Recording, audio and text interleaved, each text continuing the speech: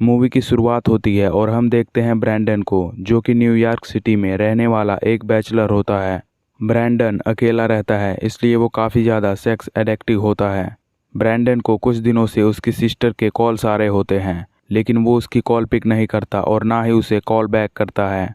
फिर ब्रैंडन जब अपने ऑफिस जा रहा होता है, तभी ट्रेन में उसे एक औरत देखने लगती है। लेकिन जब वो उसे देखता है तो उस औरत की हालत ख़राब होने लगती है। और फिर जैसे ही वो औरत ट्रेन से उतरने लगती है तो ब्रैंडन भी उसके पीछे ट्रेन से उतर जाता है। लेकिन बाहर भीड़ होने की वजह से वो औरत कहीं खो जाती है। इस सीन से हमें पता चलता है कि ब्रैंडन किसी भी लड़की को किस नज़रिए से देखता है। यानी कि ब्रैंडन की नज़र इतनी ख़राब होती है कि कोई भी लड़की उसे देखकर अनकंफर्टेबल हो जाती है। पर इससे ब्रैंडन को कोई भी फ़र्क नहीं पड़ता कि सामने वाली औरत मैरिड है या नहीं। ब्रैंडन एक कंपनी में काम करता है और उसने वहाँ के कंप्यूटर में भी अपने लिए पोर्न वीडियो छुपा के रखा होता है। और फिर अगले दिन वो कंपनी में जाता है, जहाँ पर उसके कंप्यूटर में ज़्यादा वायरस होता है, तो कंपनी वाले उसे फॉर्मेट करने के लिए ले जाते हैं। और ये बात ब्रैंडन को बिल्कुल भी अच्छी नहीं लगती। और फिर रात को ब्रैंडन घर आता है और खाना खाते समय भी वो पोर्न वीडियो देख रहा होता है। और तभी उसे उसकी सिस्टर सिसी का कॉल आता है, लेकिन ब्रैंडन फिर से उसे इग्नोर कर देता है।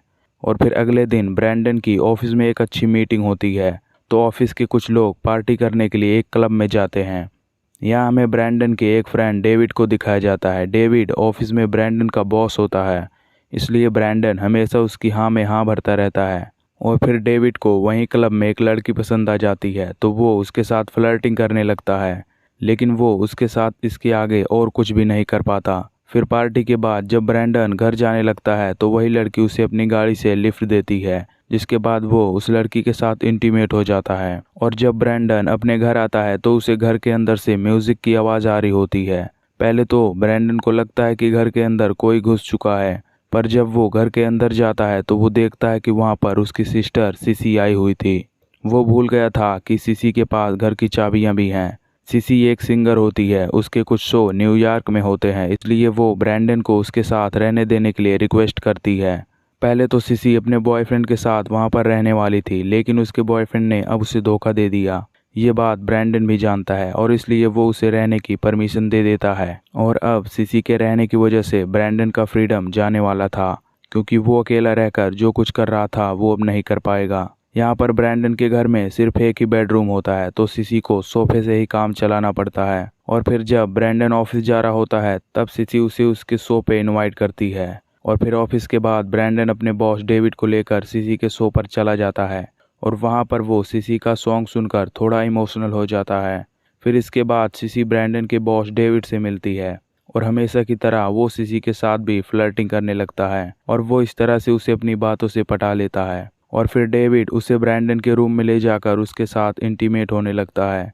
और फिर जब ब्रैंडन ये सब देखता है तो उसे काफ़ी गुस्सा आता है, क्योंकि उसका बॉस उसके सिस्टर के साथ उसी के कमरे में मज़े कर रहा होता है, लेकिन वो इसमें कुछ भी नहीं कर सकता। फिर अगले दिन ब्रैंडन अपने ऑफिस जाता है, जहाँ पर उसका पहले वाला कंप्यूटर वापस आया होता है। और तभी डेविड उसे बात करने के लिए अपने पास बुला लेता है। और डेविड को उसके पोर्न वीडियो के बारे में भी पता चल चुका था, क्योंकि उसके कंप्यूटर की हार्ड डिस्क पोर्न वीडियो से भरी हुई थी, और इसलिए वो उसे बहुत बातें सुनाने लगता है। और फिर उसी रात ब्रैंडन अपने कोवर्कर मैरियन के साथ डेट पर जाता है।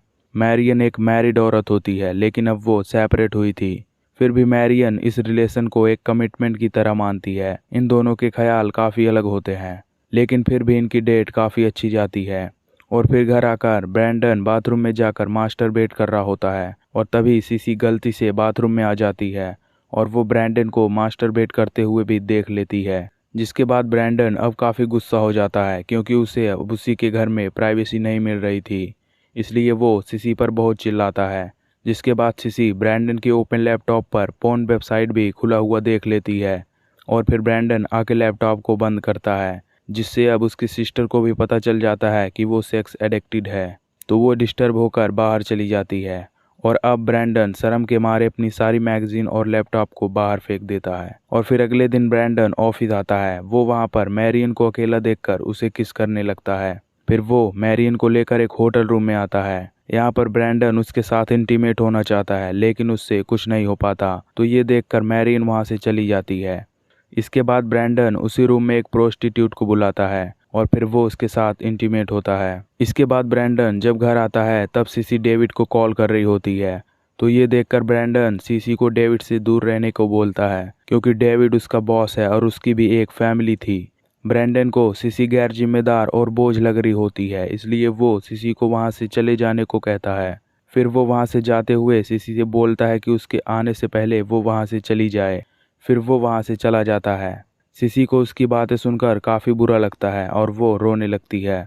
इसके बाद ब्रैंडन एक क्लब में आता है जहाँ वो एक लड़की के साथ बहुत बुरी बातें करने लगता है, जिससे उस लड़की का बॉयफ्रेंड भी वहीं होता है और वो ब्रैंडन की खूब धुलाई करता है। जिसके बाद ब्रैंडन एक प्रोस्टिट्यूट के घर आता है और वो उसके साथ इंटीमेट होता है। फिर वहाँ से ब्रैंडन ट्रेन से घर आने लगता है, लेकिन बीच में ही उसे ट्रेन से उतरना पड़ता है क्योंकि आगे ट्रैक पर किसी ने सुसाइड किया हुआ था। और जब ये बात ब्रैंडन को पता चलती है तो उसे सीसी की बहुत फिक्र होने लगती है और वो सीसी को बहुत कॉल करने की कोशिश करता है, लेकिन वो कॉल नहीं उठाती। फिर ब्रैंडन को टेंशन होने लगती है और वो घर आने लगता है। और जब वो घर पहुंचता है तो वो देखता है कि सीसी ने सुसाइड किया हुआ था, लेकिन अभी भी उसकी हार्ट बीट चल रही होती है। फिर सीसी को हॉस्पिटलाइज किया जाता है और वो होश में आ जाती है। जिसके बाद ब्रैंडन अकेले में जाकर रोने लग जाता है क्योंकि उसकी बुरी आदतों और गलतियों की वजह से सीसी मरते मरते बची है। फिर दिखाया जाता है ब्रैंडन हमेशा की तरह ट्रेन से अपने ऑफिस जाने लगता है। फिर से उसे एक औरत देख रही होती है, लेकिन ब्रैंडन उसे कुछ भी रिस्पॉन्स नहीं करता। मतलब ब्रैंडन अब सुधर चुका है और ये मूवी यहीं पर ख़त्म हो जाती है।